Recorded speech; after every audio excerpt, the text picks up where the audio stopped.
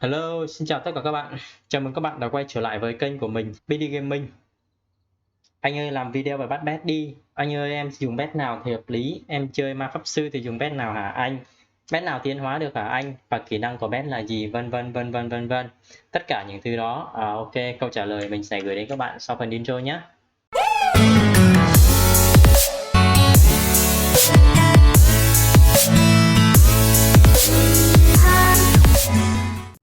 Trước khi nói đến kỹ năng của bet cũng như là bet tiến hóa hay không tiến hóa thì mình sẽ giới thiệu sơ qua cho các bạn về cái hệ thống bet đã ha. Tại vì nhiều bạn nói mình rằng là em chưa lên cấp 60, em chưa biết bet như thế nào, bet như thế nào. Không đúng nha các bạn đều có thể biết trước và tham khảo trước bet ở trong cái mục đời sống này.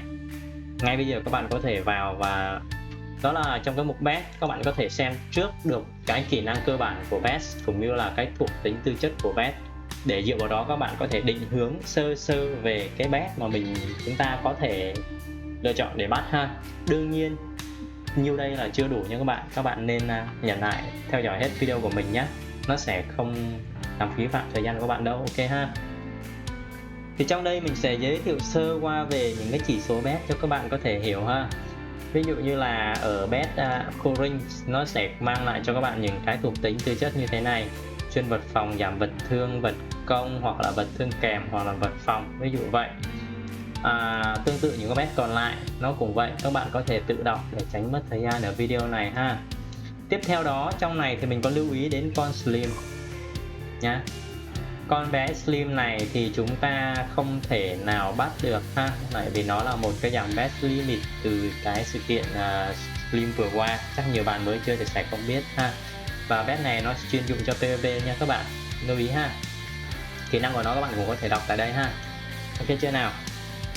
Bet nào có thể tiến hóa trong này nào? Ví dụ như Slim này có thể tiến hóa này các bạn, nó sẽ tiến hóa lên con Mastering này, và con thỏ điên lam này nó sẽ tiến hóa từ con thỏ điên này ha.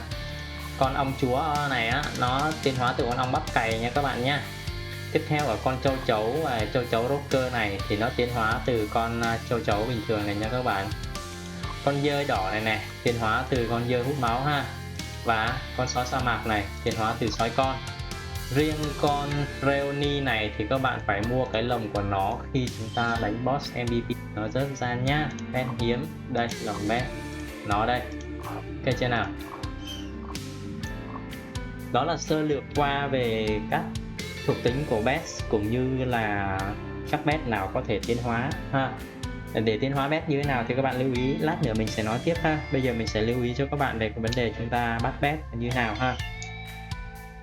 Để nói đến bắt bet như thế nào thì cái này nó khá là đơn giản nên mình cũng không có làm video, tại vì mình thấy bạn nào khi đến level 60 cũng có cái bản năng kiểu là theo cái hệ thống nhiệm vụ mà chúng ta bắt thôi. Mình chỉ lưu ý những cái vấn đề nhỏ để các bạn lưu ý trước khi bắt bet này. Thứ nhất là cái nguyên liệu để bắt bet khi chúng ta làm nhiệm vụ để nhận được.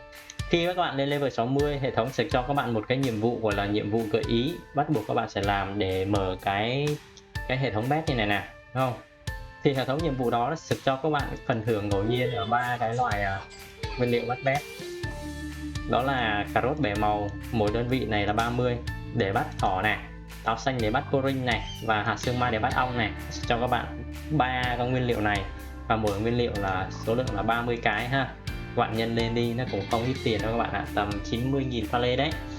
Và với 30 nguyên liệu này thì các bạn sẽ có 6 lần bắt, kèm theo đó là cái trong cái phần nhiệm vụ ở phúc lợi này này, tiến độ tuân thủ nó có phần bắt bet này, hoặc các bạn làm xong nó sẽ cùng cho các bạn một cái phần này nữa. Thế thế nào sẽ có 3 cái lượt chọn cái nguyên liệu trong này, các bạn sẽ chọn được nhiều nguyên liệu hơn ha. Ok, tổng các bạn sẽ có tầm 60 nguyên liệu bắt bet tùy chọn. Trong đó có 30 nguyên liệu tùy chọn và 30 nguyên liệu cố định các bạn đã chọn từ ban đầu ha. Khi bắt bet là nhiệm vụ bet thì mình nói cho các bạn dễ hình dung nha, tại vì nó cũng dễ nên mình cũng nói luôn nhé. Rồi thì mình nói luôn, đó là đầu tiên các bạn sẽ mua một cái ná. Nhiệm vụ yêu cầu các bạn mua ná, và các bạn muốn bắt bet các bạn mua đạn. Mình thì mình mua nhiều lắm, tầm 100 viên này, đạn 3 thì mình cũng không có mua nhiều, mình mua tầm 100 viên đó, mỗi thứ 100 viên. Một cái mẹo nhỏ mình muốn lưu ý đến các bạn là như thế này: khi ra các bạn muốn bắt bet các bạn phải mang cái ná vào, thay vì trang bị các bạn thì các bạn phải mang cái ná vào này, đó, trang bị vào. Và cái skill này này nó ở trong cái phần bảng kỹ năng của bạn, nhưng khi các bạn làm nhiệm vụ thì mặc định nó sẽ đưa xuống phần ô kỹ năng rồi, các bạn không phải lo ha. Nó nằm ở đây, các bạn đưa xuống. Khi bạn mang má vào á, thì các bạn sẽ chọn đạn, nó cũng như tên các thứ, các bạn chọn đạn. Và lưu ý nha, để dễ bắt bet hơn nha, tại vì nhiều bạn nói mình là em bắt tới 50.000 pale mà không được bet anh ạ, thì nó nằm ở vấn đề này.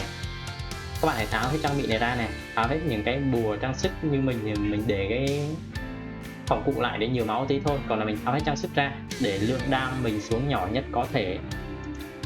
Lượng đam xuống nhỏ nhất có thể thì khi các bạn bắn đạn này này, nó gây đam lên con bet nó sẽ ít đi, các bạn sẽ dễ canh được cái mức máu bet ở mức thấp nhất, càng thấp càng tốt, 1 máu là quá tuyệt vời. Thì khi cái tỷ lệ máu của bet nó còn lại rất thấp, các bạn dùng skill này nè thì nó sẽ dễ dàng bắt được bet hơn ha. Ok nha. Nhiều bạn hỏi là anh ơi, bet khi bắt thì bắt bet nào là ngon nhất? Nói thật ra để nói bắt bet á, ví dụ như con Poring nhá, như con Poring nhá, con này nè thì nó dễ quá. Hình như mình bắt 10 lần được 9 lần nên như mình không chơi mình không bắt. Thỏ này thì hơi khó, ong này cũng là tầm như thỏ thôi, nhưng con châu chấu này khá là khó này. Và con sói này cũng rất là khó. Đây là bet trắng thôi nha các bạn, còn bet xanh thì mình không nói ha. Bet xanh thì các bạn này, ví dụ bet xanh là con nho thân cứng của con khỉ ha, các bạn xem cái giá nó như thế nào này. Ok, nho thân cứng của khỉ em ơi, 30.000 pale. Ok chưa nào? Mỗi lần bắt tốn 6 đạo cụ, có nghĩa là 180.000 pale cho một lần thử bắt bet xanh. Nhưng mà nhân phẩm các bạn nha, nhân phẩm cao thì mới một lần ăn, còn lại thì đôi khi nhiều người 10 lần cũng chưa có ăn đâu nhé. Nên free to play thì cứ tạm thời bet trắng nhé các bạn. Thì khi bắt bet á, có các bạn, mình nhắc lại là các bạn hỏi là bet nào thì mạnh hả anh, thì mình nói này, khi các bạn mà ném cái skill này vào bet này, nó sẽ giống như có bảng mà chơi gacha đó, nó sẽ quay 3 ô. Mình nói đến khi nào các bạn bắt thì các bạn sẽ hình dung được luôn ha. 3 ô, nếu như mình bắt thỏ thì nó sẽ, nếu ra một trong 3 ô có cà rốt thì nó sẽ ra cho mình một con thỏ, là mình chắc chắn có được thỏ ha. Nhưng nếu ra 2 ô cà rốt thì mình sẽ có được cái thỏ 2 sao. Thỏ 2 sao các bạn. Đây, ví dụ như đây tất cả thỏ 1 sao, là may mắn lắm mới gọi thỏ 1 sao. Tại vì nhiều bạn bắt phải không là thỏ đâu, mình nói là mình may mắn lắm mới gọi thỏ 1 sao. Nhưng nhiều bạn nhân phẩm tốt hơn thì sẽ bắt được thỏ 2 sao. Và tuyệt vời nhất là thỏ 3 sao nha các bạn, khi các bạn ra được 3 viên cross như các bạn chơi bingo vậy á, giống vậy á. Tạm thời mình nói thế ha, mình không nói sâu vào vấn đề này đa số bạn là cũng biết rồi. Vậy thì những cái chỉ số thuộc tính cơ bản của bet các bạn cũng có thể tham khảo rồi. Nguyên liệu của bet lấy từ đâu thì các bạn cũng biết rồi. Ngoài cái nguyên liệu mà chúng ta làm từ nhiệm vụ ra được gần 60 đó thì các bạn phải mua từ cái tương giao bet này ha. Và các bạn muốn bắt bet nào á thì các bạn có thể vào đây và xem cái nguyên liệu nó cần là cái gì ha. Đây, các bạn có thể xem nguyên liệu nó cần là gì ha. Đơn giản quá rồi đúng không? Ok, mình sẽ bỏ qua vấn đề này luôn.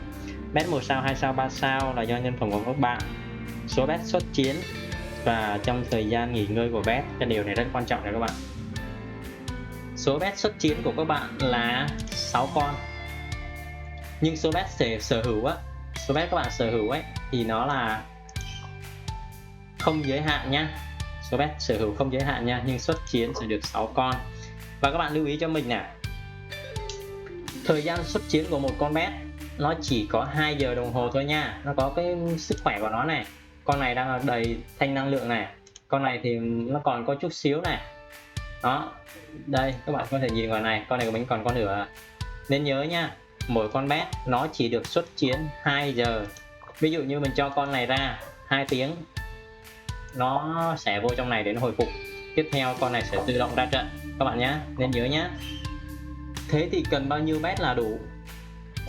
Thì mình nói đó, bet các bạn có thể bắt vô số, xuất chiến chỉ 6 con, thời gian ra trận của nó là 2 tiếng và thời gian nó nghỉ ngơi để hồi phục ở cái mức độ, cái lượng sức khỏe tối đa của nó, thể lực tối đa của nó là 12 tiếng. Thế nên khi chúng ta có 6 con bet trên này thì chúng ta có thể xài bet nguyên một ngày 24/24. Còn những bạn ít bet thì sao?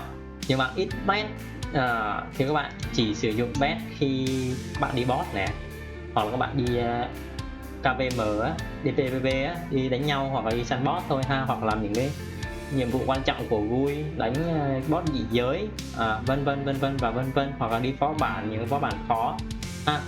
Các bạn lưu ý sử dụng bet thế nào cho hiệu quả, tại mỗi con bet các bạn chỉ được sử dụng 2 giờ nó sẽ hết sức nha. Nhiều bạn hỏi là bet ở game này có mạnh không hả anh, có nên đầu tư vào bet hay không? Thì theo quan điểm cá nhân mình, cho dù là cày chay hay là nào thì chúng ta cũng nên đầu tư vào bet ở cái mức độ cho phép ở bản thân chúng ta. Chúng ta cày chay thì phải đầu tư theo cách cày chay, và nào phải đầu tư theo cách của nào. Vì sao như thế? Tại vì con bet nó rất quan trọng các bạn ạ. Nó là một phần sức mạnh của chúng ta trong cái game này đấy. Mình không nói quá đâu. Ví dụ như những con bet này ha, đây nè, ví dụ như những con bet trắng á, bet trắng nó chỉ số nó cộng thẳng thì tương đương như một cái thẻ màu trắng của các bạn thôi. Chỉ số trắng, chỉ số cộng thẳng ha, option cộng thẳng. Nhưng những con bet xanh nhé các bạn, đây nó cộng theo phần trăm nhé, nó cộng theo phần trăm nha các bạn. Nó giống như thẻ vậy á, thẻ trắng cộng điểm thẳng thì thẻ xanh nó sẽ cộng theo phần trăm ha. Và mình lấy một con này ra ví dụ thôi ha, tại mình chơi cung nên mình nghiên cứu con này kỹ hơn những con khác. Các bạn chơi những cái class khác các bạn có thể nghiên cứu tương tự ha. Mình không nói đến bet tím nha, mình đang nói đến bet xanh thôi nha. Ok, các bạn thấy nè, bảo kích cuối này, vật thân cuối kèm này, tốc đánh cuối này, vật công. Các bạn biết không, nó tương đương như một cái showdown của chúng ta luôn. Những kỹ năng mình cần ở một cái showdown. Đây, các bạn xem này, tốc đánh cuối này, tốc đánh cuối này, bảo kích cuối các kiểu này, vật thương kèm cuối này, nó rất là mạnh các bạn. Đừng nói đến cái phần PVP này của showdown, các bạn xem showdown 5 mới mở được, nhưng các bạn khi cầm con slim là các bạn có rồi. Ok chưa nào? Giảm vật thương, giảm pháp thương cuối này, giảm pháp thương PVP này, giảm vật thương PVP này, giảm vật thương cuối này. Nó tương tự như một cái showdown của chúng ta rồi các bạn ạ. Nó khá là mạnh. Nên đó là cái câu trả lời mình trả lời cho bạn là hỏi mình, đó là có quan trọng không, có cần không anh? Thì nó rất quan trọng và đáng để đầu tư nhé các bạn nhé. Ok chưa nào? Một cái hay ở con bet nữa là khi các bạn xuất chiến bet ra trong PVP cũng như đi săn boss á, thì bet của các bạn không chết nha. Nó không chết nha, trừ khi nó hết thể lực và nó vào trong hệ thống nó ngủ thôi nha, nó nghỉ ngơi, nó dưỡng sức thôi, chứ nó không hề chết. Nên đó cũng là một cái lợi test nha các bạn nhé. Các bạn lưu ý cho mình ha. Nhiều con bet nó có nhiều kỹ năng bá đạo lắm nha các bạn. Kỹ năng của boy bet nó khá là bá đạo, nó tương đương với một số thẻ vàng luôn á ha. Mà bạn nào muốn biết về cái kỹ năng của bet hoặc là hệ thống kỹ năng á, thì các bạn BM Zalo mình nhá, hoặc là theo dõi fanpage của mình, chứ mình không đưa lên đây tại vì nó sẽ tốn cái thời lượng của video này, nó sẽ khiến các bạn mù hơn, rối hơn trong cái vấn đề ở nội dung chính của video ngày hôm nay ha. Thế thì nhiều bạn sẽ thắc mắc là anh ơi, làm sao để có skill bet cũng như là nâng cấp skill, thì các bạn xem đây nè. Khi các bạn đạt cái level thân mật nhất định nhé, thì các bạn sẽ mở được cái đây nè, thức tỉnh skill này. Thì nó yêu cầu các bạn ở cái lĩnh ngộ hệ nước của con bet này. Con bet này nó sẽ là lĩnh ngộ hệ trung tính, và một số bet sử dụng lĩnh ngộ hệ hỏa, hệ gió và vân vân. Thì những cái thứ này các bạn lấy ở trong cái mấy đạo cụ gacha ha. Các bạn có thể quay trong đạo cụ gacha nha. Và cái đạo cụ gacha đó, cái xu gacha các bạn làm ở nhiệm vụ thương hội ở cái phần thưởng thứ tư, cái loại xu thứ tư khi các bạn lên level 60 rồi ha. Đây, nó sẽ cho các bạn trong này nè ha. Những cái các bạn cần để thức tỉnh là nằm ở đây. Ok chưa nào? Và những cái này là nguyên liệu để các bạn bắt bet đây. Đây là bắt bet xanh nha các bạn nhé. Những cái thứ này là nguyên liệu phụ để các bạn cần khi tiến cấp bet. Điểm thân mật cần level 10, tiến cấp lên 1 sao, 2 sao, 3 sao, 4 sao và 5 sao ha. Khá là tốn nhé các bạn. Một vấn đề nữa, hiện tại nói thì hơi sớm nhưng khá nhiều bạn hỏi thì mình cũng nói luôn, đó là làm sao để tiến hóa bet. Tại vì lúc này mình cũng có đề cập đến một số bet có thể tiến hóa và một số bet không thể tiến hóa rồi ha. Thằng điên này nó đứng nó vỗ tay này các bạn thấy ồn không? Mình đi chỗ khác đi. Rảnh thật, thằng đấy rảnh thật, xin lỗi nhé, mình nói chuyện hơi láo tí. Và trên nào để tiến hóa bet thì khi các bạn nhấp vào hệ thống bet nó sẽ có này tiến hóa như thỏ điên ha. Thỏ điên là một trong số những con bet có thể tiến hóa được. Thì các bạn nhấp vào tiến hóa nó sẽ kiện lên các bảng tiến hóa nó sẽ có những cái yêu cầu điều kiện như sau. Thứ nhất là độ thân mật đạt level 50. Thứ hai là bet phải đạt đến 5 sao. Thứ ba là các bạn cần có cái thuốc tiến cấp bet level 4, và cái này nó hình như nằm giá 4.000 kim cương các bạn nhé, mua ở trong cái con bé quản lý bet á. Và cái vấn đề quan trọng nhất ở cái nguyên liệu này nha các bạn, cái cài tóc nè, cái cài tóc rất là quan trọng. Nhưng mà có cái hay là khi các bạn tiến cấp mà thất bại á, đây, tiến cấp thất bại thì nó mất nguyên liệu này thôi nha, cài tóc còn nguyên, nên chúng ta không phải sợ về cái vấn đề cài tóc hiếm ha. Mình nói luôn về một số cái nguyên liệu của các bet có thể tiến cấp để các bạn hình dung trước là có nên chơi bet tiến cấp hay là chơi bet không tiến cấp nha. Bet tiến hóa đấy, đây thì bet tiến hóa thì nó sẽ có là con phô ring này tiến hóa này, con thỏ này tiến hóa nha, con ong này tiến hóa lúc này mình nói rồi đúng không, con châu chấu tiến hóa, con dơi này tiến hóa, con chó này tiến hóa này, yo-yo không tiến hóa. Ok chưa nào? Ok, thế thì cái cài tóc mà để tiến hóa bet nó là cái gì? Ở trong cái phần thời trang hiếm đi, cái đầu, ví dụ như phô ring thì nó yêu cầu cái này nha các bạn, sừng thú. Thỏ Điên Lam nó sẽ yêu cầu cái buộc tóc cắt hồng này. Ở con ong thì nó sẽ yêu cầu cái vương miện này nha, ok các bạn nha.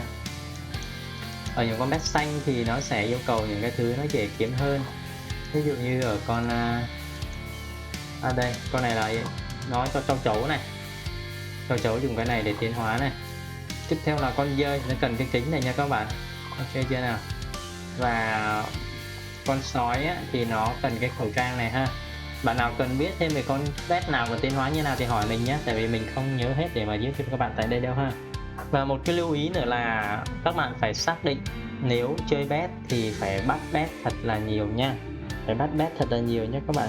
Lý do tại vì sao thì là vì này nè, khi các bạn mà thức tỉnh bet á, đây ví dụ như con bé này, các bạn thức tỉnh nó lên tới các kỹ năng sẽ có, nó là ngẫu nhiên nhé các bạn, nhận ngẫu nhiên kỹ năng. Và nhiều khi các bạn sẽ thức tỉnh ra những kỹ năng rất bá đạo, ở kỹ năng cao cấp vậy, kỹ năng hiếm, mà đến năm sau các bạn thức tỉnh được 3 kỹ năng hiếm rồi, đúng chưa nào? Các bạn lại cũng có ý định là tiến hóa bet này nữa, đúng con bet này nữa, thì nó lại có một cái vấn đề như sau. Khi các bạn tiến hóa thì tất cả kỹ năng của con bet này nó mất hết nhé, nó mất hoàn toàn và không còn gì nhé các bạn nhé, mất hết.